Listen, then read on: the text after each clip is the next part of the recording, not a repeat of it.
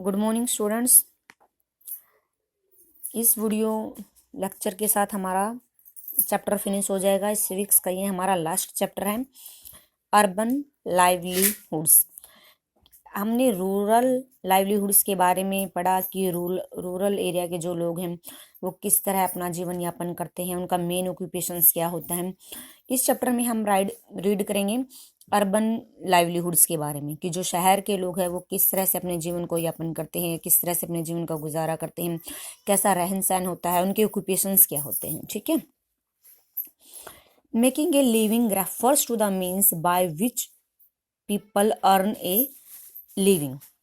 कि making a livings, जीवन को जीना या जीवन को बनाने से हमारा मतलब है उन चीज़ों से जिनसे लोग क्या करते हैं, लिविंग, अर्न ए लिविंग, जिनसे लोग पैसा अर्न करते हैं। ठीक है।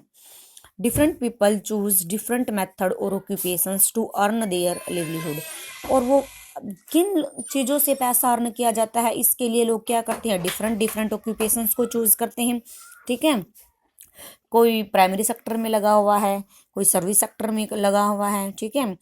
कोई एग्रीकल्चर करता है, कोई क्या है, इंडस्ट्री वगैरह में काम करता है। People choose there occupation based on work they live, there capability and there educational background. People उस तरह का ही ऑक्यूपेशन को चूज करते हैं जिस तरह के एनवायरनमेंट में वो रह रहे हैं, अपनी कैपेबिलिटी के अकॉर्डिंग ऑक्यूपेशन को चूज करते हैं, या जो उनका एजुकेशनल बैकग्राउंड है उसके अकॉर्डिंग ऑक्यूपेशन को चूज किया जाता है। ठीक है। मान लो जो जो कॉमर्स वगैरह के स्टूडेंट्स है ये क्या करते हैं, बैंकिंग वगैरह की जॉब करते हैं। जो साइंस के स्टूडेंट्स है वो क्या करते हैं, वो डॉक्टर वगैरह के लिए अप्लाई करते हैं। तो उनका एजुकेशनल बैकग्राउंड भी मैटर करता है। टाइप ऑफ ऑक्यूपेशन, ऑक्यूपेशंस के टाइप क्या है। All occupations are generally divided into 3 sector. सभी प्रकार के ऑक्यूपेशंस को 3 सेक्टर में डिवाइडेड किया गया है। प्राइमरी सेक्टर, सेकेंडरी सेक्टर और टर्शियरी सेक्टर। प्राइमरी सेक्टर के अंदर क्या आता है, बेसिक प्रोडक्शन आते हैं, मीन्स हमारा एग्रीकल्चर आता है। एग्रीकल्चर में क्या क्या होता है, जैसे फॉरेस्ट्री होती है, माइनिंग होती है, फिशरी होती है। ठीक है, ये हमारा प्राइमरी सेक्टर आता है। सेकेंडरी सेक्टर में आते हैं हमारे प्रोडक्शन, सभी चीज़ों का उत्पादन कहाँ किया जाता है, सेकेंडरी सेक्टर में किया जाता है, इंडस्ट्री में किया जाता है। टर्शियरी सेक्टर में आती है हमारी सभी तरह की सर्विसेज, बैंक से रिलेटेड सर्विसेज है, ट्रांसपोर्टेशन से रिलेटेड सर्विसेज है, एजुकेशन, कल्चर, हेल्थ, ये सारी क्या है हमारी सर्विसेज है, ये टर्शियरी सेक्टर में आते हैं। तो प्राइमरी सेक्टर एग्रीकल्चर से रिलेटेड है, सेकेंडरी सेक्टर प्रोडक्शन से रिलेटेड है और टर्शियरी सेक्टर सर्विस से रिलेटेड है। सबसे पहले रीड करेंगे हम primary sector. Primary sector include occupations विच directly use natural resources. Primary sector में क्या ऑक्यूपेशंस में क्या चीज़ें इंक्लूड की जाती हैं जो डायरेक्टली नेचुरल रिसोर्सेज पे बेसिस होती हैं। जैसे एग्रीकल्चर करना है, एग्रीकल्चर करना किस पे बेस है, नेचुरल रिसोर्सेज पे बेस है। Fishing, mining and forestry are primary occupations. ये हमारे क्या हैं, सारे प्राइमरी ऑक्यूपेशंस हैं, because they directly use natural resources and provide raw material for other products made from it. हम क्या कर रहे हैं, एग्रीकल्चर कर रहे हैं तो क्या कर रहे हैं, डायरेक्टली किसका यूज़ कर रहे हैं, नेचुरल रिसोर्सेज का यूज़ कर रहे हैं, लैंड का यूज़ कर रहे हैं। ठीक है। जो हमने स्वयं नहीं बनाई है ये नेचुरल है। ठीक है। और इस नेचुरल और एग्रीकल्चर क्या प्रोवाइड करता है, हमें रॉ मटेरियल प्रोवाइड करता है जिससे क्या है फिनिशिंग गुड बनाई जाती है, मीन्स चीज़ों को बनाया जाता है। जैसे कॉटन हो गया, कॉटन हमें कहाँ से प्राप्त होती है, एग्रीकल्चर से प्राप्त होती है, लेकिन कॉटन क्लोथ्स है जो वो कब प्राप्त हुआ, तब इंडस्ट्री ने हमें बना के दिया। For example agriculture is a primary occupation, agriculture primary occupation है एज इट प्रोवाइड फूड। इससे हमें क्या प्राप्त होता है, फूड प्राप्त होता है, raw material for other food products. Agriculture से हमें आटा प्राप्त हुआ, आटे से हमने क्या बनाया, फूड बनाया। तो आटा क्या हुआ, रॉ मटेरियल हुआ, और फूड क्या हुई, खाना क्या हुआ, ब्रेड क्या हुआ, हमारा फिनिशिंग गुड हुआ, तैयार माल हुआ, मीन्स आटे से हमने क्या बनाई, रोटी बनाई। तो ये प्राइमरी सेक्टर्स के दिए गए हैं, ये कोल माइनिंग है, फॉरेस्ट्री है और एग्रीकल्चर है। सेकंड है हमारा secondary sector. This sector performs secondary activities, the activities in which raw material are converted into finishing और मैन्युफैक्चरिंग प्रोडक्ट। कि सेकेंडरी सेक्टर वो सेक्टर है जिसमें जो प्राइमरी सेक्टर का जो प्राइमरी सेक्टर का जो प्रोडक्शन हुआ है वो हमने as a raw material use किया है, उसकी हमने क्या बनाई है, फिनिशिंग गुड बनाई है। जैसे एग्रीकल्चर से हमें बम्बू प्लांट मिली, बम्बू प्लांट से हमें क्या बनाया, पेपर बनाया। आयरन ओर से क्या बनाया, स्टील। वीट से क्या बनाया, ब्रेड। कॉटन से क्या बनाया, कॉटन क्लोथ्स।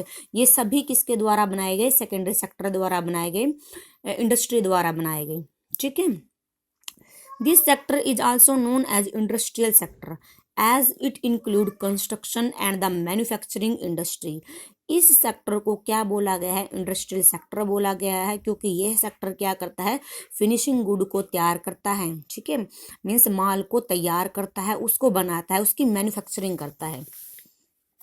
जैसे ऑटो इंडस्ट्री है, पेपर इंडस्ट्री है और स्टील इंडस्ट्री है, ये सभी प्रकार की इंडस्ट्री किसके अंदर आती हैं, सेकेंडरी सेक्टर के अंडर आती हैं। Tertiary sector, this include occupations or activities that provide service to people or offer expertise। इस सेक्टर के अंदर वो ऑक्यूपेशंस आते हैं, वो क्रियाएं आती हैं जो लोगों को क्या प्रोवाइड करती है, सर्विस प्रोवाइड करती है। और इन सर्विसेज को कौन प्रोवाइड करता है, एक्सपर्ट्स जो होते हैं वो प्रोवाइड करते हैं। जैसे टीचर्स हो गया, ठीक है, पोस्ट ऑफिस हो गए, बैंक वगैरह हो गए, रेलवेज के जो कर्मचारी हैं वो हो गए। This sector does not produced any goods. Tertiary sector किसी भी प्रकार की वस्तुओं का निर्माण नहीं करता है। Tertiary occupations include people involved. Tertiary sector में ऑक्यूपेशंस में कौन से पीपल को इन्वॉल्व किया गया है, इन बैंकिंग, जो बैंक में काम करते हैं, क्योंकि ये हमें क्या देते हैं, सर्विसेज देते हैं। Teaching, railways, post office, sales, transport, insurance, IT, advertising, accounting and legal progress.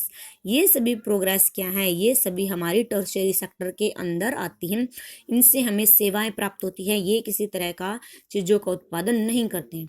आप एक टीचर का एग्जाम्पल लो, टीचर क्या करती है, किसी चीज़ का उत्पादन थोड़ा ना करती है, बल्कि वो बच्चों के भविष्य को सुधारती है। कैसे, बच्चों को नॉलेज दे करके। ठीक है, वो अपनी सर्विसेज दे रही हैं। This sector is also called services sector, इसलिए इस सेक्टर को सर्विस सेक्टर भी बोला गया है। जैसे ट्रांसपोर्टेशन है, ये हमें सर्विस तो प्रोवाइड कर रही है, एक स्थान से दूसरे स्थान पे लेके जा रहे हैं।